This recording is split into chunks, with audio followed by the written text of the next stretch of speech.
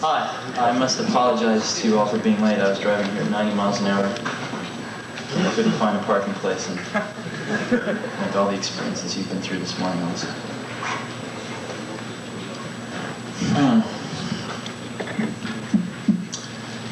Had a photographer from Scientific American that wanted to take some pictures in the last few days.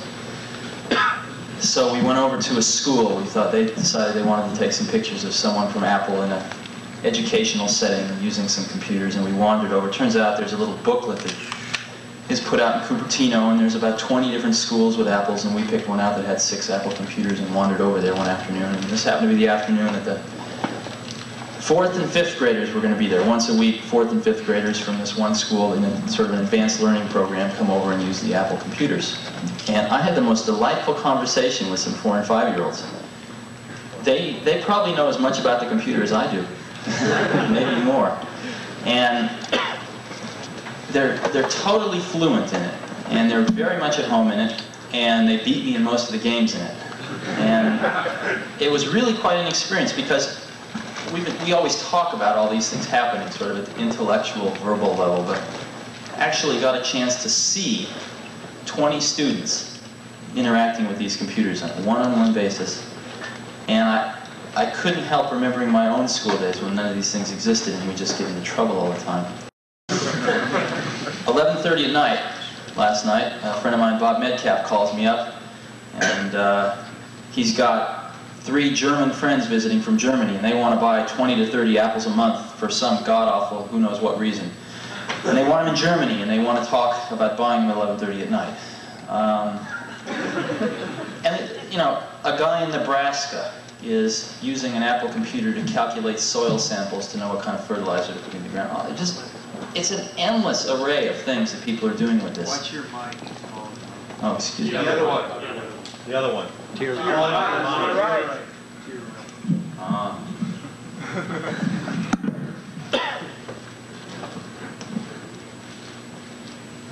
We had absolutely no idea what people were going to do with these things when we started out. Matter of fact, the 2 people it was designed for was Woz and myself, because we couldn't afford to buy a computer kit on the market. So we liberated some parts from Hewlett-Packard and Atari, and worked on a design for about 6 months and decided that we would build our own computer. So we built one, and Woz was up till 4 in the morning for many moons, and we got it working. We showed some of our friends. Immediately, everybody wanted one. And it turned out that it took about 40 hours to build one of these things and about another 20, 30, 40 to debug it. And we had a lot of friends that worked at similar companies who could liberate the parts also. And we found ourselves spending every spare moment of our time helping our friends to build computers. And it was just getting to be a tremendous drain on our lives. So we got the idea one day that we could make a printed circuit board without the parts in it, and sell these blank printed circuit boards to our friends and probably cut the assembly and debug time down to, 5–10 hours.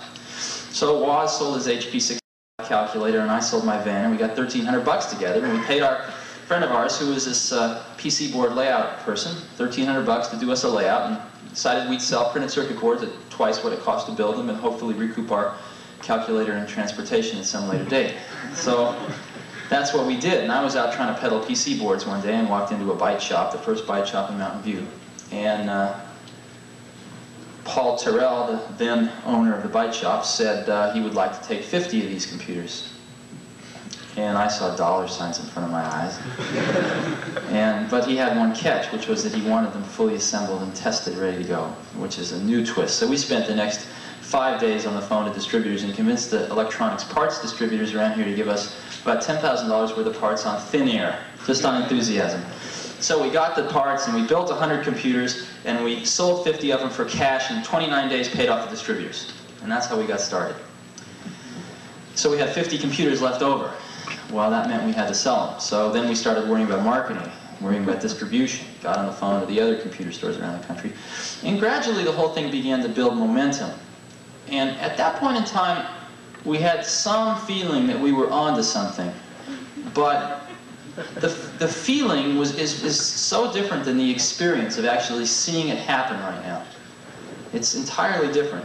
And sometimes a lot of people ask, well, did you know it was going to mushroom into this phenomenon. And you could say, yeah, you know, we planned it out, we had lead on a piece of paper. But it's different than the experience of seeing 500 people working at Apple Computer. It's very different than the experience of seeing a 5-year-old kid who really understands what the tool that he's got in front of him. And the best analogy I've ever heard is Scientific American, I think it was, did a study in the early 70s on the efficiency of locomotion. In other words, what they did was for all different species of things on the planet, birds and cats and dogs and fish and man and goats and stuff, they measured how much energy does it take for a goat to get from here to there, right? Kilocalories per kilometer or something, I don't know what they measured it in. And they ranked them, they published a list, and the condor won. The condor took the least amount of energy to get from here to there. And man didn't do so well, came in with a rather unimpressive showing about a third of the way down the list. But fortunately, someone at Scientific American was insightful enough to test man with a bicycle. And man with a bicycle won, twice as good as the condor, all the way off the list. And what it showed was that man as a tool maker has the ability to make a tool to amplify an inherent ability that he has. And that's exactly what we're doing here. It's exactly what we're doing here. We're not making bicycles to be ridden between Palo Alto and San Francisco. Okay, we're making bicycles. And yes, certain bicycles have certain generic attributes, like in general 10 speeds are better to ride in mountains than 1 speeds and other things like that.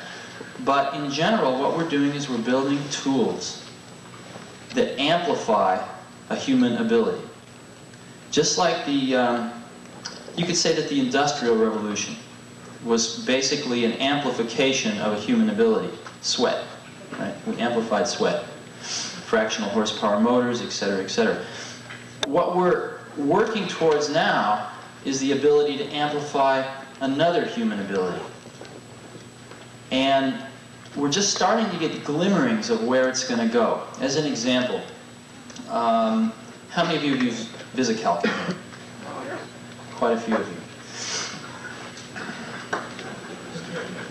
At Apple, every secretary now has an Apple on his or her desk. And they're doing all their word processing on them. You got to give them credit for that, given the software that's out. And they're doing a tremendous amount of financial modeling on the thing.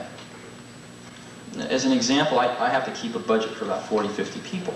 And by the 10th of every month, my secretary's got all the information from accounting, put it into the VisiCalc model, and given me the actuals versus forecast and all the variances and et cetera, et cetera. And we're asking what-if questions on a daily basis. I can say, her name's Pat, I can say, Pat, what happens if I hire 5 more people this month? You know, what's that going to do to the budget? An hour later, I know. It's incredible. And what's even more incredible is when you go talk to these 5th graders, because they're growing up with this thing. You know, it's new for myself. I didn't know anything about this stuff 15 years ago, 10 years ago. But these kids are growing up with it.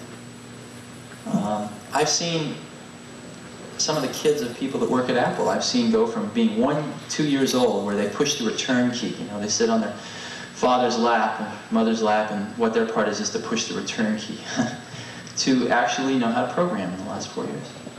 It's remarkable. So, one of the things that Apple is going to try to do over the next 3 or 4 years is to further that goal. And the key area we're focusing on is the following.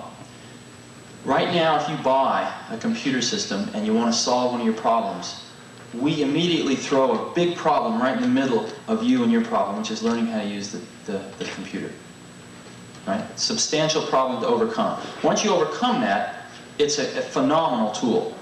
But there is a barrier of having to overcome that problem. What we're trying to do, and I think there's a reasonable chance that Apple's going to make a real contribution to solving this problem in the next 36 months, is to remove that barrier so that someone can buy a computer system that knows nothing about it and directly attack their problem without learning how to program the computer. And the reason I think that Apple's got a chance of solving that problem versus a lot of other computer companies that we all know of that are much, much larger than we are now, although we're catching up, is that our whole company, our whole philosophical base is founded on one principle. And that one principle is that there's something very special and very historically different that takes place when you have one computer and one person. Very different than if you have 10 people in one computer. And let's look at some of the things that our industry has, or our segment of the computer industry has contributed to the computer industry because of that underlying philosophical concept. In general, we were in retail distribution channels 3-4 years before the rest of the computer industry is now waking up to that fact. Why? Because to serve that one-on-one relationship, it was necessary to distribute the products that way. It was necessary to have products priced so that a person one-on-one could afford the computer system, and therefore it was necessary to distribute them through a relatively lower cost distribution channel rather than a direct sales force. Interactive software, interactive video, a computer system that can be sold for a few $1,000s that can actually do some animation, that actually has the video that's so tightly coupled to the rest of the computer that you can do real-time. We've got a DEC 1170 at Apple where the terminals communicate with the 1170 at 9600 bits per second. That can't do anything like VisiCalc can. Okay? This is a $300,000 computer system. And yet my secretary keeps the budgets on an Apple. It's far superior. So, and again, that comes from that one-on-one interaction. And that perspective is what gives us the feeling that we have an opportunity to really contribute to solving that problem. And that's where Apple's going. Now, we're very fortunate because the timing seems to be falling into place. In other words, as we move into the 80s, the amount of computational power, the amount of raw horsepower we can get into a small box for a reasonable price is staggering. Even in the last 3 years, since 4 years since we started, it's increased a few orders of magnitude. And one of the things that people always ask me is, what we've got right now is just fine. VisiCalc runs fast enough. Some of the database stuff runs fast enough. What are we going to do with this extra awesome power? And the answer to that is that we're going to put it into into solving that problem again. In other words, we're going to start chewing up power specifically to help that one-on-one interaction go smoother. And specifically not to actually do the number crunching and the database management and the word processing or whatever. We're actually going to start applying a lot of that power specifically to help us remove that barrier. And so, assuming that we don't get into World War III, and assuming that we're able to continue to recruit outstanding people, it looks like the timing's just right for that to occur. So hopefully, when we have our International Apple Corps meeting, the third, fourth one from now, we'll all be able to talk about how we've solved that problem, because I really think it's going to happen. And I really think it's going to come out of an industry that 4 years ago didn't exist, that 3 years ago everyone said was a flash in the frying pan, and but I think right now we're starting to wake up. So thank you very much. Sure. There's a lot of stories to go around. How was the name developed? Yeah, I knew I would get away with that answering that. To start a company, you have to file what's called a fictitious business name statement. And what that is, the purpose of that statement, which you file with the government, is to simply tell everyone if Apple Computer goes out of business or anything having to do with Apple Computer, these are the individuals behind the corporate name. And as we were late into this government form, and not knowing it, we thought that was important, so we figured it out. And everyone was saying names to us like Matrix Electronics or all sorts of different names. And we simply decided that we were going to call it Apple Computer. Someone suggested a better name by 5 o'clock that day. And partly because I like apples a lot, and partially because I was the head of Atari in the phone book, and I used to work at Atari.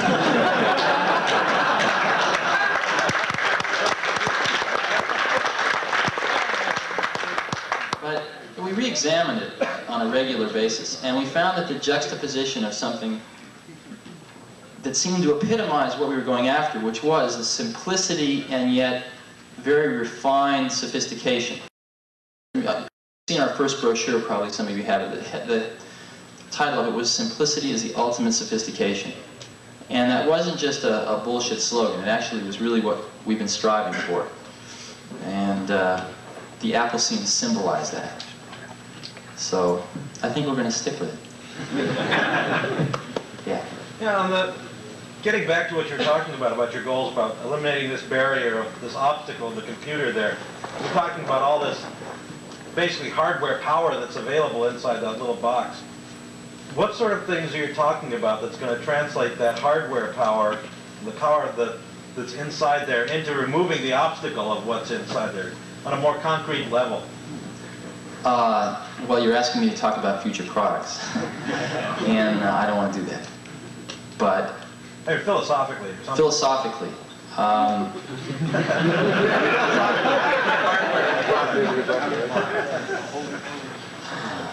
First of all, we've done an awful lot. You know, when we first started out, we didn't know how to spell the word software. And gradually we've learned. We've gone through the standard motions of setting up an internal application software department, which proceeded to fall on its face, picking it up and watching it fall on its face again. Finally, we went through a phase where we decided that what we were selling was solutions, not hardware. And so we realized that software was a big part of the solution, and therefore we better get our software act together. As a matter of fact, now we have more people in software engineering than hardware engineering. You know, our engineering department's over half people are devoted to software. And you know, a lot of times we ask ourselves what software is. Matter of fact, notice all these every other word software. That must give you some clue. But what is software? You know, I've often thought about this. And what is the difference between software and hardware? And the only thing I can think of is that software is something that either is changing too rapidly, or is you don't exactly know what you want yet, or you didn't have time to get it into hardware, or the technology's not there to get it into hardware yet. That's all I can think of. So, and what I see happening is that more and more software is getting integrated into hardware. Yesterday's software is today's hardware. So, those two things are merging, I think. And the line between hardware and software is going to get finer and finer and finer and finer. And one of the ways that we're approaching the problem of how to remove the barrier is to try to look ahead a few years and make some predictions as to where the technology will be, both hardware and software technology, and how they're going to be merged together, and at the same time looking at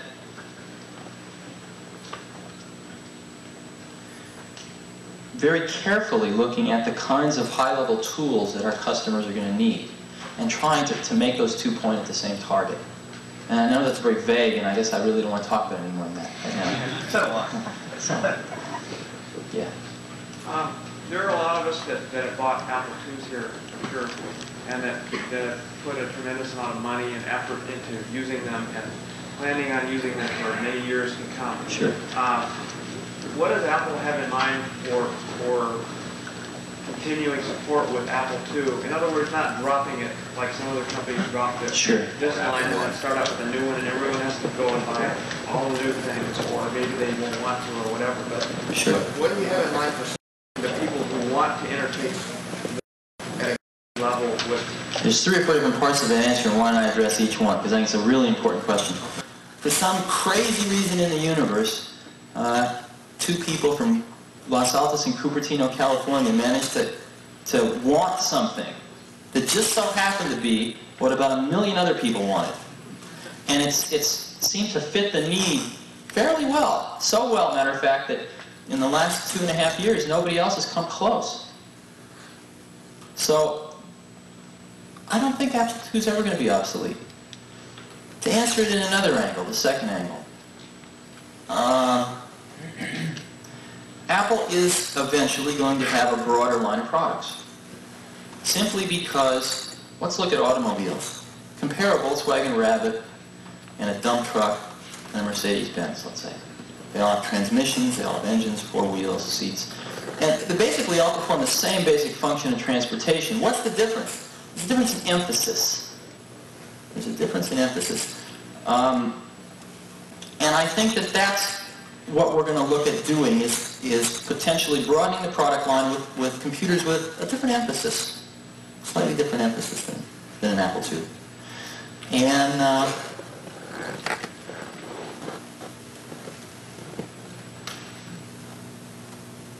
I hope you're all pleased with the new products that we'll come out with over the years. But I don't think that many of you are going to actually feel like giving up your Apple IIs. I don't see that happening. One other thing, I heard a comment up here as you were asking your question. Somebody said, like Apple I, right? And Apple I was an instance where we did obsolete our product. We absolutely did obsolete the product. And what we did was we decided that we were going to take care of the people who had bought Apple Is. And the people that contacted us and said, listen, I'd really like to have an Apple II. We worked out an arrangement that I think everyone was very happy with. So we did take care of those people. And I don't think we'll ever be in a situation like that again of obsoleting the product. But you're right, you can't afford it. About 500 people now.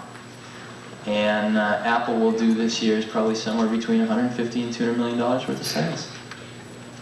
And if you actually divide the sales number by the people, you'll find that we probably have the highest sales dollars per employee that anybody's ever heard of.